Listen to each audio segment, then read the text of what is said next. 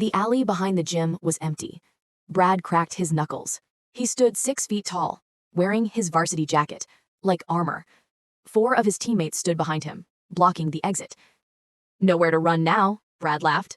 "Give us the bag, freshie, or we break that violin, and then we break you." I looked at them, really looked at them. They were big, they were strong, but they were slow, and they were arrogant.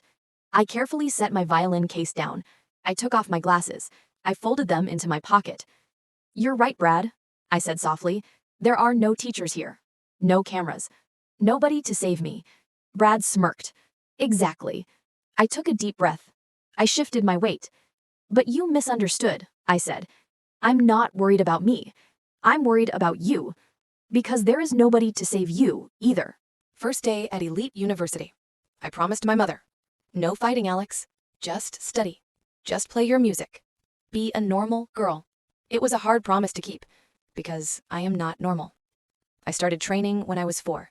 Kyokushin karate, judo, Muay Thai. By 12, I was a black belt. By 16, I was a national champion. My hands are calloused, my shins are like steel. I am a registered weapon. But I wanted a break. I wanted to be Alex the musician, not Alex the fighter. So I wore baggy hoodies, I kept my head down, I tried to blend in. But bullies have a radar.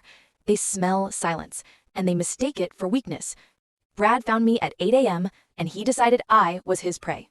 I was carrying a tray, spaghetti and meatballs. I was looking for a table. Brad stuck his leg out. He timed it perfectly. I tripped. The tray flew. Red sauce covered my white hoodie. The entire cafeteria went silent. Then the laughter started. Brad was laughing the hardest.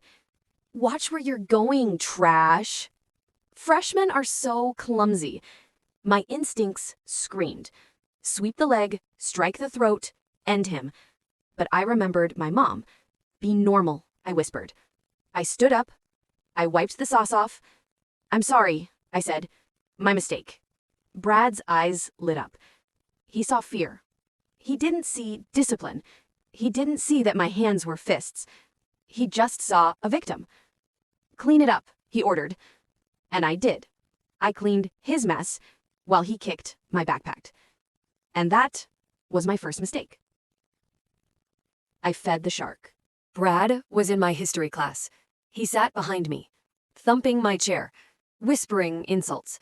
"Do you cry when you play violin? You look like a loser. Does your mommy dress you?" I focused on the lecture.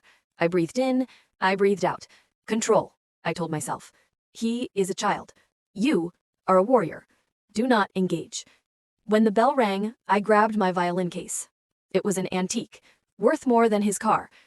I walked fast, trying to get to the bus stop, but Brad had a text chain. He gathered the pack.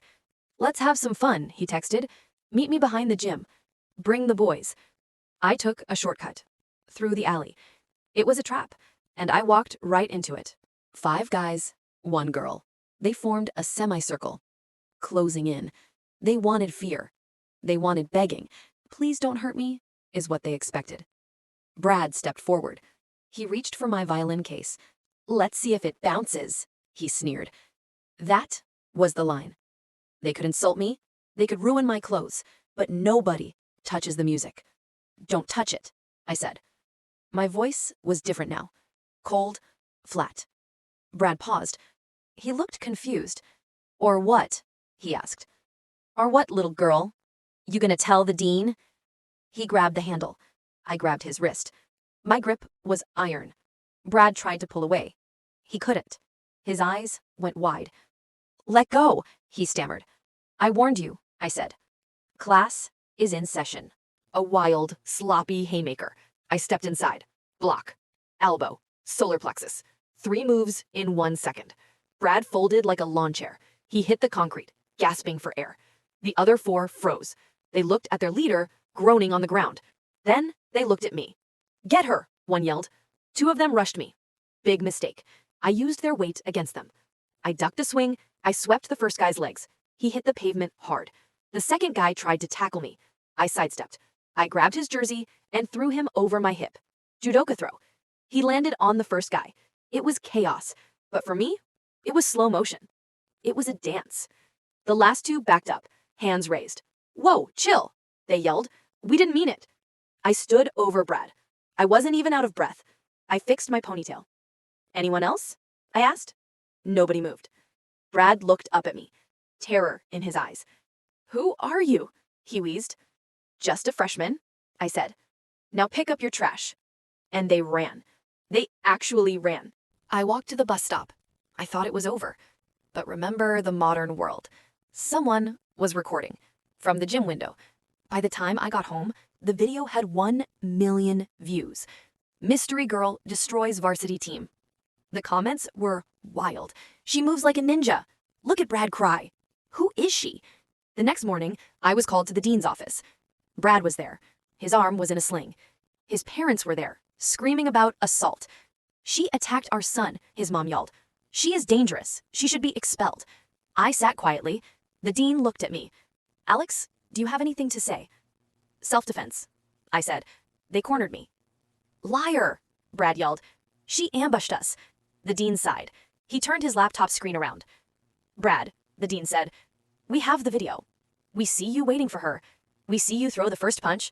We see 5 men attacking 1 woman." The room went silent. Brad's mom turned pale. She looked at her son. "You said she started it," she whispered. "The video doesn't lie," the dean said. "Alex is a national champion. You picked a fight with a weapon, son, and you lost. Brad, you are suspended for the semester, and you are off the team permanently. The rest of you too. Bullying is not tolerated here." Brad started crying, real tears this time. His football career was over because he tried to steal a violin. I walked out of the office. The campus was different. People didn't push me. They parted like the Red Sea. They whispered, "That's her. That's the black belt." I didn't keep my head down anymore. I walked tall. I joined the karate club.